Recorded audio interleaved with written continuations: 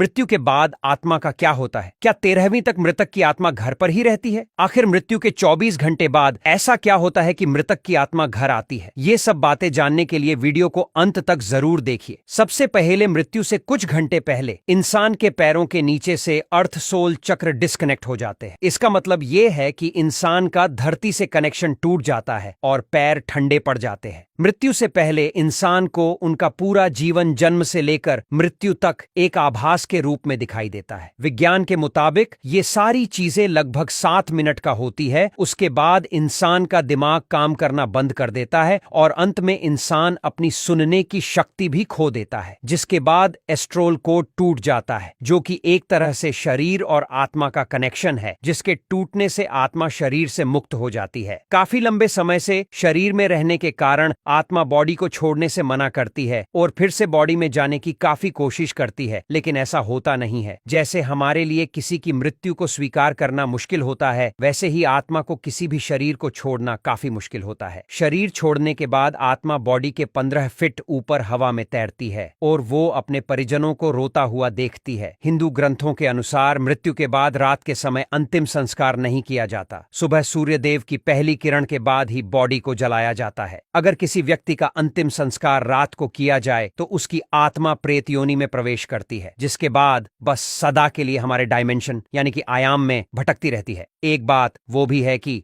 मृत्यु के बाद शव को एक पल के लिए भी अकेला नहीं छोड़ा जाता। अगर शव को रात भर घर में रखा जाए तो पूरा परिवार रात भर शव के पास जाते हैं। ऐसा इसलिए क्योंकि मान्यता है कि शव को अकेला छोड़ने पर बाहरी प्रेतों शव पर कब्जा कर लेते हैं, इसलिए कोई रात में शव को अकेला नहीं छोड़ते। ग्रंथों के मुताबिक अंतिम समय में 2 यमदूत आते हैं और वे मरने वाले के साथ उनके कर्मों के आधार व्यवहार करते हैं। अगर मरने वाला अच्छा आदमी है तो उसे जल्दी मोक्ष मिलता है, लेकिन वो पापी है तो यमदूतों के टॉर्चर से तड़प तड़प कर मरता है, जिसके बाद एक प्रकाश में गुफा से होते हुए यमदूत यमलोक लेके जाते हैं। बाद में आग से लथपथ वैतरणी नदी पार करते हुए आत्मा को जाना होता है। जिसने अच्छे कर्म किए हैं वो आसानी से इस नदी को पार कर लेता है, लेकिन अगर कोई पापी है तो उसे काफी पीड़ा भोगनी पड़ती है। फिर आत्मा को यमराज के सामने खड़ा कर दिया जाता है और चित्रगुप्त जी उस व्यक्ति के पाप और पुण्य का लेखा जोखा यमराज के सामने रखते हैं और इंसान के कर्म के आधार पर उसे स्वर्ग या नरक भेजा जाता है। गरुड़ पुराण में बताया जाता है कि कुल 36 प्रकार के नरक है, यहाँ व्यक्ति को सजा दी जाती है। अगर कोई व्यक्ति सुसाइड करके प्राण त्यागता है तो उसे बहुत ज्यादा कठिनाइयां सहनी पड़ती है, क्योंकि उस इंसान ने समय से पहले ही अपने शरीर को त्याग दिया है। गरुड़ पुराण के अनुसार हमारे वास्तविक जीवन में किए गए हमारे कर्म ही हमें स्वर्ग या नरक का रास्ता दिखाते हैं। अगर कोई साधु है तो उसे मोक्ष की प्राप्ति तुरंत हो जाती है। आपको लगता होगा कि ये सब इसे कैसे पता? बता दे कि गरुड़ देव, जिनका बल अतुलनीय है,